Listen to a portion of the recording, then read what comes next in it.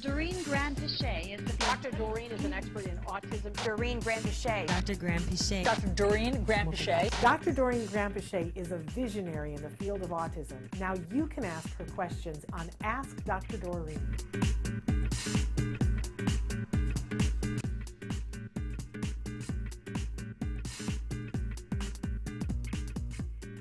I will see that you have written in many times, and this parent has written in many times, and they get more specific each time.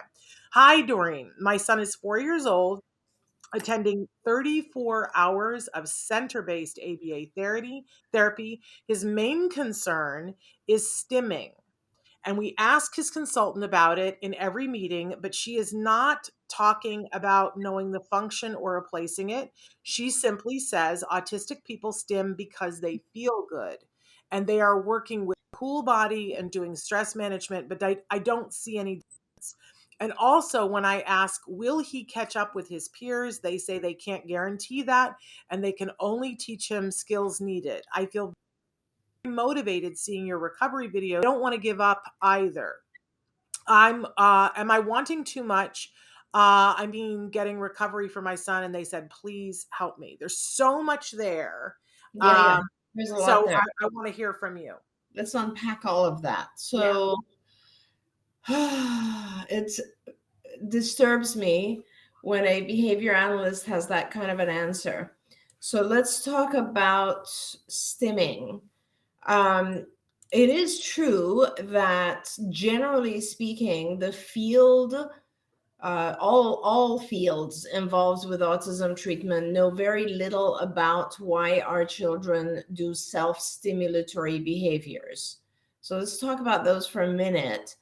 From a behavioral perspective, as ABA perspective, they call, when we talk about doing a functional behavior analysis or assessment, the function of stimming is believed to be what they just label it internal. So that means that the child is receiving some form of reward or reinforcement or satisfaction from doing the self-stimulatory behavior. Obviously, there's some reason that the child is doing that. From all other perspectives, there are different beliefs in regards to the different types of self-stimulatory behavior. For example, if it's a visual self-stimulatory behavior, like children who will gaze from the corner of their eyes or do various things with visual sensory, a lot of people believe that it has to do with just their senses and how they are receiving information visually. A lot of children also will do this kind of thing where they will play with the noise or sound that's coming in. That could also be a sensory issue. In my opinion, and a lot of the actual various hand and touching, there are lots of kids who touch hair, they like to touch skin, they like to touch sand, water, and look at it. Those are all pretty sensory input focused, right? But we don't know more than that. Unfortunately, nobody really understands or knows kind of what is the self-stimulatory behavior accomplishing. I do want to just give you a couple of things that I learned over the years, which are interesting in regards to self-stimulatory behavior. For example, one of the things that I find very and of course, Temple Grandin and Shannon often talks about how you see things in boxes or in pictures and they don't flow together. And that could possibly also explain a lot of kind of the visual types of stuff. In other words, the child is trying to do these things in order to better receive information, better receive visual information. And there are also recovered children or adults now who have told me that the things they heard were like, background noise, and they heard a lot of different sounds that perhaps we don't hear. But so it was very hard for them to focus on things that we consider to be foreground, like language. So they have a very hard time focusing on the appropriate sounds. We know that our children hear things we don't hear, like, for instance, the sound of types of lights or lamps or light bulbs.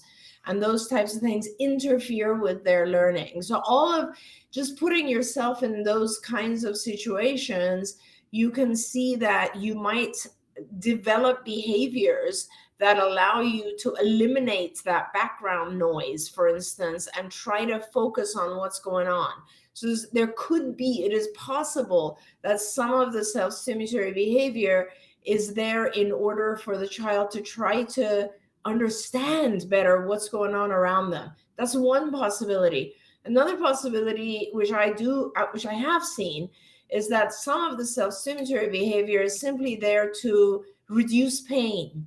And I've seen that with children who are, for instance, putting an object or a couch or a countertop against their abdomen and doing this kind of motion to press forward on it. Obviously, if any of you ever have a stomach ache, you're going to put something and put pressure on it.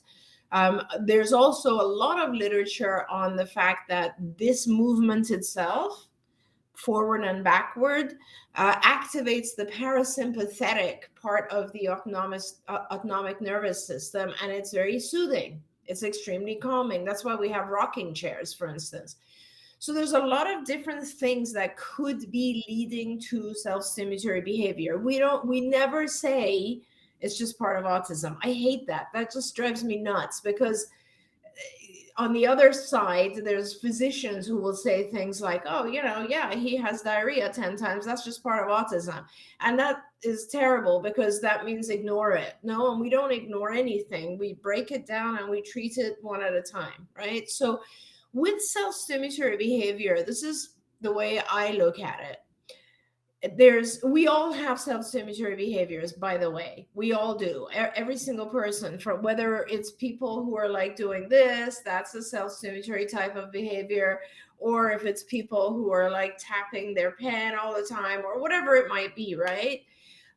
So as if the behavior is taking away from the individual's ability to pay attention and learn, that's the key to when you have to change it. So if the person is like doing these things, but it's really not interfering in any way with them being aware of what's going on around them and so on, then no worries, leave it alone. But if it is really interfering with, and I can say that with our kids, often it becomes obsessive in nature and it starts to really interfere with how they receive information. If that is the case, then you need to replace it. You need to block it and replace it, block it and replace it. It doesn't matter what the behavior or the function is at this point. You need to block it and replace it.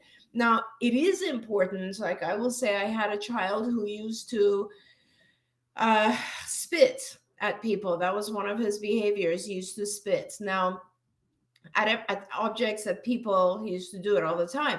And it was considered, like, the family and everyone had identified this as a very challenging behavior, and they thought that it's an aggressive type of, like, it's a, he's trying to say, leave me alone, I don't want to do this. It's like a escape type behavior. But you know what? Actually, we learned over time that the reason he used to spit was that he enjoyed looking at the angle of the spit. If you can imagine that, none of us would ever think of something like that, because we also can't see that, right? So our vision doesn't allow us to see things like that.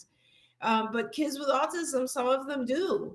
And so it's very complicated, and you have to really try to figure out what the child is getting out of it, because when you replace it with something that's more adaptive, it has to fulfill the same need in that sense, So like with that child, for instance, we started to actually give him other visual types of things that were similar, so that he would replace it with various types of, like, games or toys or these things that you can look through, which would give him the visual stimulation, but not necessarily through spitting.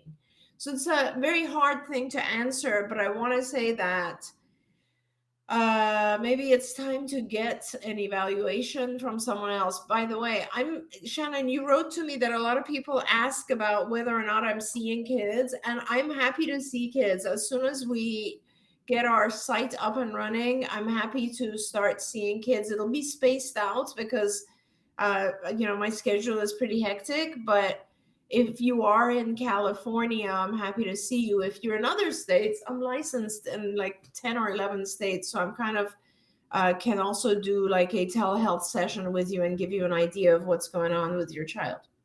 Absolutely. We got a bunch of people who are writing it about that stimming behavior that we're talking about. And what I'm seeing a lot lately, Dr. Granpeesheh, is that you know that the field of ABA is in this spot right now where they're trying to embrace words like neurodiversity. They're trying to stop speaking in a way that's very being labeled ableist. But they're finding their way with it. And I see that it's just between that and parents are in a space where they're still trying to figure out what's going on with their kids. There's a lot of, you know? So I want to take just a second to talk about the fact that I believe that there is space to say, as you said, we all engage in self-stimulatory behavior. So we can talk about it. We should stop stigmatizing it. And I think, unfortunately, though, parents whose children are newly diagnosed come in and they're like, that's the first thing we see as parents. We see, why is my kid doing that? It doesn't make any sense to me. Somebody has written in here about they have concerns their child's going to kindergarten and their child is engaged in so much vocal stimulation that they think it's going to be a challenge for kindergarten. We look at that as parents and we go, that's the thing that we have to take care of. You guys come in as the behaviorists and you see that as part of a symptom of a whole bunch of other things. And you kind of tend to focus on the other things before that, because when you take care of the other things, some of that goes away. And you don't even have to deal with it. But it's hard as parents, because I think we all go, what are you going to do about that? And even the fact that this parent identifies it and says that his biggest concern is stimming, because I'm going to guess that if you ask the behavior team, they would say that is not the biggest concern with this child, that ability to communicate their needs, ability to self-regulate. Right, but that's all part of the same bundle, Shannon. A lot of times the stimming is what holds back the communication. And that's kind of what I was trying to get to, is that if the stimming is interfering, like right now I have a child I'm working with where his hyperactivity level, and which is coupled with stimming, is so high that it is very hard to get him to actually sit down, calm down, and communicate. And when he does, when we slow him down, the communication pours out, right? But it all is like covered by this self-stimulatory behavior. So I kind of understand where the family is coming from, that it's all part of the same thing. And that's why it's important. It's only if the stimming gets in the way, because sometimes the stimming doesn't get in the way.